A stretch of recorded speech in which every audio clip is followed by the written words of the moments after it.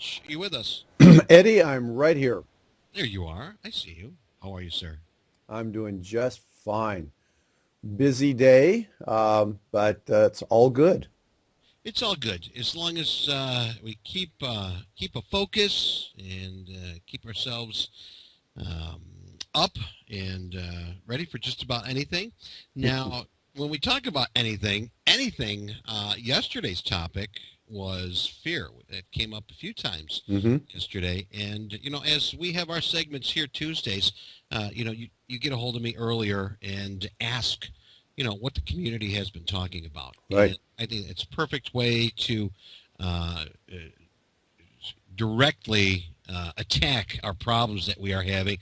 Sometimes it varies, Rich, and you've been with us for a while, and sometimes a lot of our traders are talking about patience. They just don't have the patience or the discipline or patience. Or this one coming up is fear, and I was hoping, and I know as a community together was hoping that possibly that you would be able to help us out. Well, I'm a little afraid to talk about that, frankly, Eddie. I I fear. mean, that's a scary topic. Sheesh. Oh my Man, you goodness. picked a tough one for me. Wow, I can just Yeah. feel my breath tighten, my heart is increasing, my face is flushing, but I know what to do. I'm going to take a deep breath right now. In fact, I'm going to invite everybody to take a long, slow, deep breath, to hold it in and to let it out. So I'm going to do the count of six. Take a deep breath in to the count of six. Hold it for a count of four. Let it out for a count of six. And then let your lungs relax at the bottom at a count of four. You ready, everybody? Here we go. And I can't obviously breathe in and talk at the same time. So I'm just going to count. Okay, breathe in. One, two, three, four, five, six. Hold. One, two, three, four. Exhale. One, two, three, four, five, six. And relax at the bottom, letting all the air out. Two, three, four. And breathe normally. So there we go. I'm not afraid anymore, Eddie. I've got all the courage in the world to face the most scary topic in the world, fear.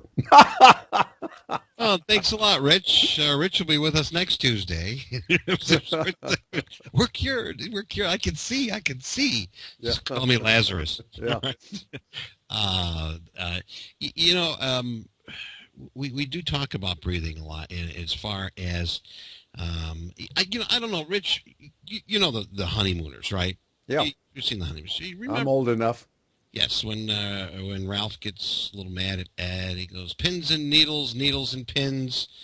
Uh, uh, what he says there, and the thing is, I remember watching that and saying, well, you know what, that might be something I might use because they actually show him with a breathing technique. And as he's saying that, sometimes during the heat of the moment, we forget about breathing Yeah. and such. I learned a lot in Lamaze training with three kids. So, Well, there you go. right. So we're going to go into that in a minute. But what I'd like to find out is what are your traders afraid of? And I don't have access to the chat box, but if you want to say, what are you really afraid of as a trader? And maybe we could get a start there and just type simple phrase that would, or a few words that would represent that. Viraj is posting here the fear of loss, Fear and of loss, 603 right underneath that, losing money. losing. Yeah. Losing, how about discipline, the fear of losing discipline? Okay. Fear of going crazy. Yes. Okay. So then the second question is, what triggers your fears? Because obviously you're not afraid all of the time. You're afraid some of the time. So is it a thought in your head? Is it an event in the market? Is it a reaction to a series of losses? What triggers your fears? All right. Triggering fears. See, sometimes that's the question that we need the answer to. Why do I fear this? I should not fear this. I should be more professional. Well, Um, that's, what you expressed there, Eddie, was really important. Is we ask the question why, we should be more professional. What's wrong with me? I'm an idiot. And then we go into a downward spiral from there. So you are clearly, that's the word, articulating what goes on in most of our heads, is that we go through this process of saying, and we end up what's wrong with us. And we're going to go talk about that in a little bit. So what triggers fears? Did anything come up there? yeah, we've got price approaching a stop loss triggers Mm-hmm. Right. G-Flow sees seemingly reliable setups going awry. Yes. Reason deep, fear of loss of control. I only fear this once I start losing control. Asylum's talking about fear of losing a number. I hold in my head daily profit, weekly profit Mm-hmm. number. FX33 is talking about the fear of failure. Fear of failure. Oh, we're going to talk about that in a bit. So the question is, where do you experience it physiologically? For some people, their neck gets tight. Others, their breathing gets shallow. Some people feel a hard knot in their solar plexus. Some people's legs start bouncing up and down. Where do you experience it physiologically? All right, where do you experience fear?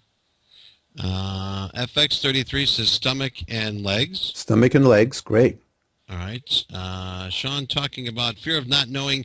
All right, this is something I guess they're adding from some of the other questions you did have. But fear of not knowing when my setups will stop working. Right. They do at some point. Boy, they sure do, don't they? Yeah. Fred was talking about the fear I have no business doing this, and I'm deceiving myself believing I can. Oh, so really questioning some core issues about your abilities to trade. Excellent. Right. Some of the areas where fear sort of gets the best of us, one of our guests is talking about the neck traps. Fred talks about his stomach. Mm-hmm. I also noticed, too, sometimes on the trading floor when things weren't going right, you had a tunnel vision. You just, Yes. Did you ever experience that on the floor? Oh, yes. In fact, I wrote a paper, The Neuroscience of Self-Defense. And in it, you get the experience when you're under threat that you get tunnel vision. Now, what happens is that the brain cells that are attached to the ocular nerves then allow us to see with much higher clarity because we have much more processing power to apply to a smaller area. And as a result, for example, when we were on the savannas, that was really important so that we could focus on the danger and see exactly what it is. That's an excellent comment. Thank you, Eddie. Some of the other ones, Reason Deep talked about tunnel vision. Not sure where I feel fear.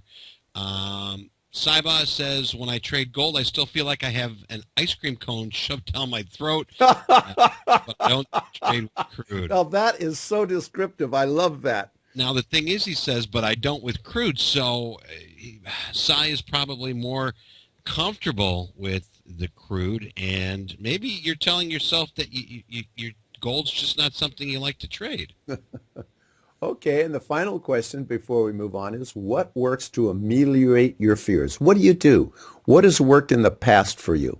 If I can start, I'll go with my tunnel vision. The best thing that was closing your eyes real tight, taking deep breaths, and just trying to get out of that. First off, I mean, the thing is, usually when we did have that tunnel vision, something was wrong. So as soon as we would fix that, correct it, make it right, and, it would be a release. It would be an automatic release, and you'd be like, whew, and the world would open up again. Well, I really like the idea of closing your eyes very tightly and exaggerating, because oftentimes exaggeration allows us to create what I call a break state in our normal physiological cycles. And when we're in fear, what happens is, in fact, if you look at PSTDs, PTSD, post-traumatic stress syndrome, is what oftentimes happens is that when you're under trauma or in a war zone, that your high stress responses kick into gear, you're adrenalized, you start breathing shallow, you start the tunnel vision, you get all those trauma alerts. And what happens is that when we're in our normal civilian life or trading, is that something will trigger that, we'll get that physiological reaction, and our neocortex, our thinking brain, says, oh my God, look, I'm adrenalized. Oh my God, I'm breathing shallow. My heart's racing. There must be real danger here. And then the amygdala, the lizard part of our brain that handles our survival mechanisms, looks up to the neocortex and says, are we all right? And the neocortex says, absolutely not. Look, our heart is racing. Something must be wrong. And we go into that cycle. And that cycle just goes back and forth. So what we need to do is create a break state. And what you mentioned, Eddie, is really valuable, is to exaggerate some of the physiology. So thank you for that idea. Right. Let me just add some of the comments that we had here when we are in fear. G-Flow jumping in and saying deep breathing. Take a walk outdoors. Yep. Just sort of separate yourself from the trade. Trader Sean talks about breathing, interrupting the psychological response. Mm-hmm. 8Tix says good preparation helps. Journaling helps. Mm-hmm. Reason Deep sort of turns to the family. Playing with my nephew helps. There are not many other cures for me. Sometimes I'll try to breathe, close my eyes, but none of it seems to help. And wow, well, there's a lot of great ideas there. And again, I think the ones that work look like they're taking a break. And I'm playing with little kids or puppies or kittens. It's hard to be scared when you're doing that. Okay, so let's take a few minutes and look at what happens. I have coined the term NEMS, N-E-M-E-S. It's neural metastructures.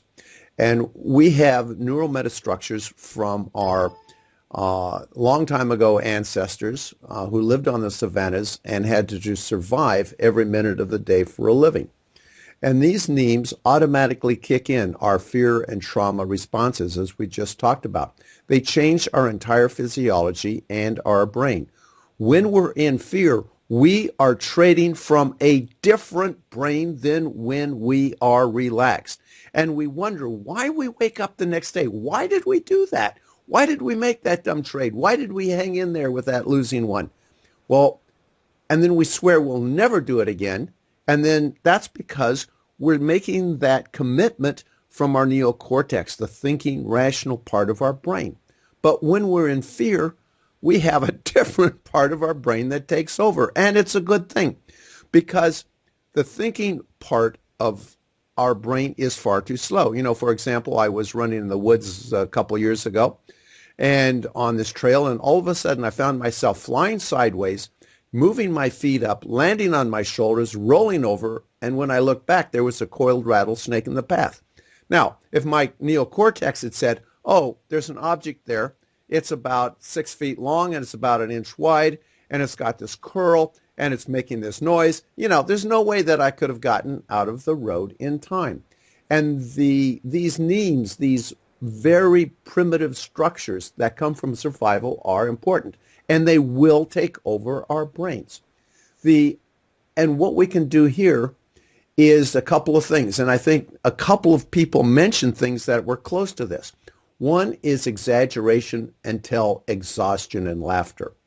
So if you have a fear, and it's really a primitive fear, is you say, oh my God, I'm going to lose this trade. And if I lose this trade, oh my God, what's going to happen? My spouse is not going to support me anymore. I'm going to lose everything. I'm going to lose my bank account. Oh no, what am I going to do? And then dance around and tell how bad it is. And that eventually I'm going to end up drinking wine under an overpass in an old overcoat somewhere. And I'm going to be left alone. And nobody's going to love me, care about me. And I'm going to die.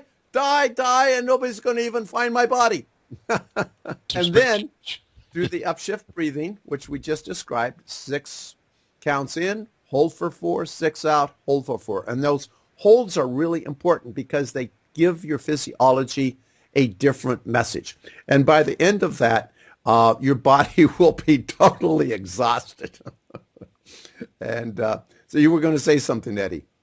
Yeah, I was saying if you needed some spare change, you said Yeah. pass. Now, if you are doing this, and if there were somebody in the room and they didn't think you were absolutely crazy, you're not doing it right. Well, Rich, just how you sort of built up as you were talking and making a point, and sometimes I find myself, sort of using that method to sort of get me back out of the fear. Sometimes as you said it verbally, we heard. Sometimes you just say that you talk to yourself like that in your mind, and Uh, bring it back to the error on the trading floor. I mean, you're not going to say out loud, all right, you got to get this fixed. This has to be done right now. You need to fix it. What needs to be done? What needs to be done? And that would be your inner self telling yourself, hey, you know what, give you a little kick in the ass. You know what, you got to fix this now. Get out of this fear. Yeah, thank you. That is one of the things that we'll see we can talk about a bit is that when we're in this state is to get out of our trades. Just get out. It doesn't matter if it would have gone your way. It doesn't matter. Okay. So the fears, the really deep, those automatic fears from our ancestors.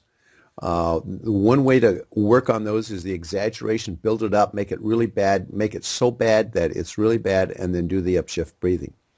We also have NEAMS, neural metastructures from when we were younger. And I would guess 70 to 80% of my professional trading clients and my independent clients, eventually when we have a persistent trading problem, it will come back to a neural metastructure, a NEAM that we were created when we were younger. And that was created out of survival. It was the best choice that we could make at the time. And that choice that we made often affected our beliefs and our identity, and they replicated themselves over and over again, and that they still impact our trading. And like I said, everyone says, no, not from when I was 4 or 5. But inevitably, almost all the traders I work with on persistent errors come back to a NEAM or a process they created when they were younger. And what we do from there is we do parts work. We find the part that is being protective of themselves. And we honor that part. We honor its job and its role rather than fighting ourselves and fighting our parts and trying to put them down or trying to discipline ourselves. We accept them. And this way we move to rapport with ourselves. And this is so critical, finding that acceptance and rapport with ourselves.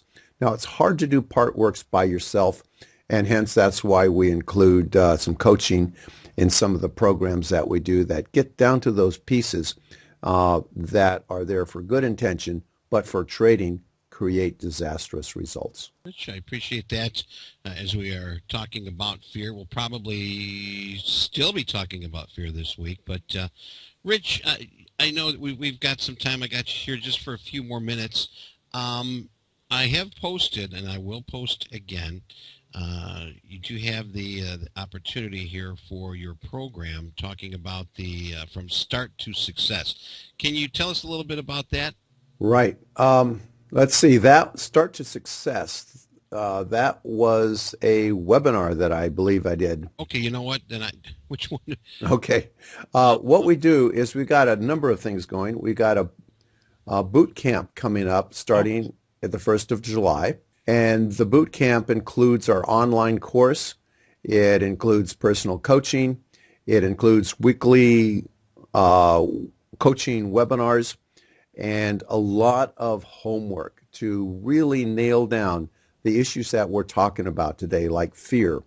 In fact, I almost wish this was a visual, but if you go from, the blog from start to success, there will be a visual there. So in fact, let me just bring up the website here and see where it is. If you go to Mind Muscles for Traders, Okay, I will post And that scroll link. down on the right side. There's the latest from the blog. There's learning to trade from start to success. Oh, okay, there's the link. I posted that link right in there. Right. There it is. And that will show you, if you scroll down on that, that will show you a visual of how traders actually progress. Those are the traders from our last boot camp. And progress, as you can see there, is messy. I was not told not to put that up because all the traders want to get there instantly and they don't want to see that it's going to take some time.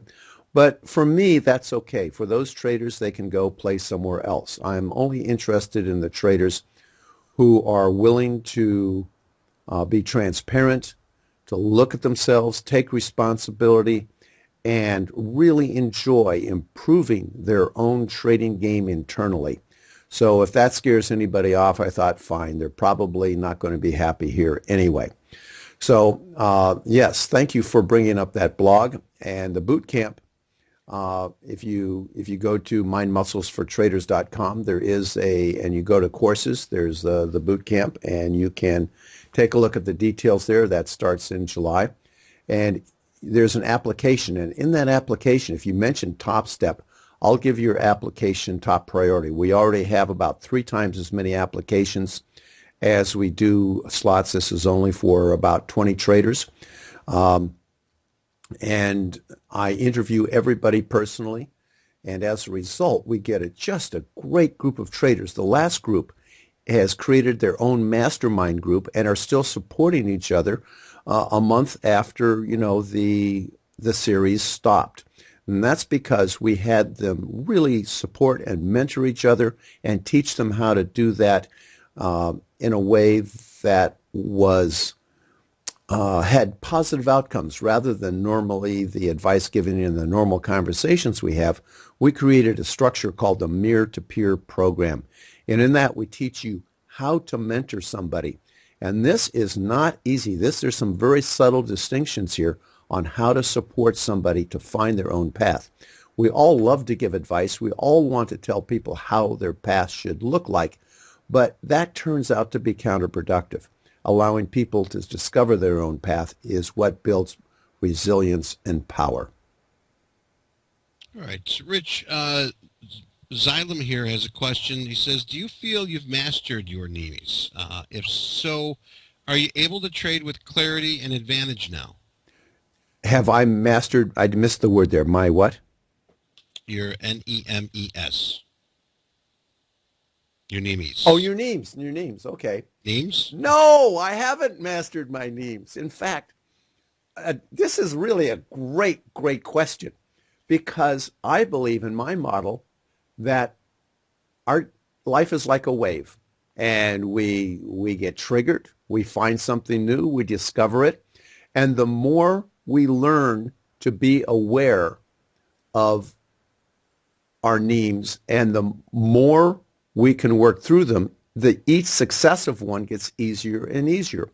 But I was at a training to become an assistant at a group, and it was a 3-day weekend. And towards the end of the weekend, I was a provisional assistant, and everyone was watching me and making comments. I was told about a deficiency they saw, and they were right. And my old meme kicked in, and that is rejection. What you do is you contract and you go to a safe space. And boy, did I contract fast. It was like these were my peers. These were people that were important to me. And they had discovered one of my processes that just was not in their training model, and that it came from a very deep place inside of me. And I was so embarrassed.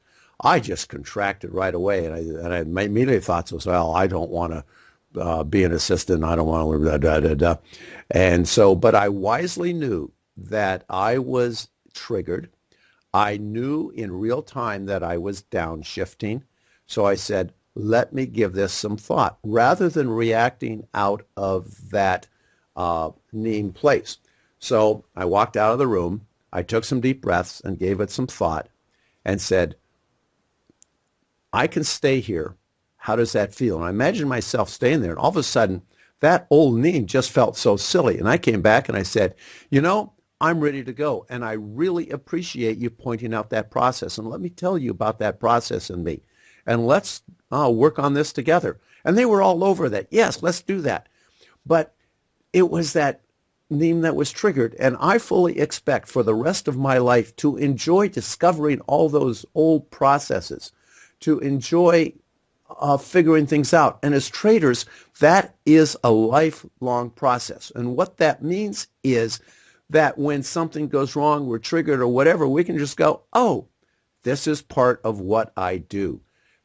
And the process that I've used that's worked for me is first awareness and moving that to real time. So when I'm triggered, I'm just not in the trigger and reacting. I'm going, whoa, I'm really triggering. So that's awareness, number one.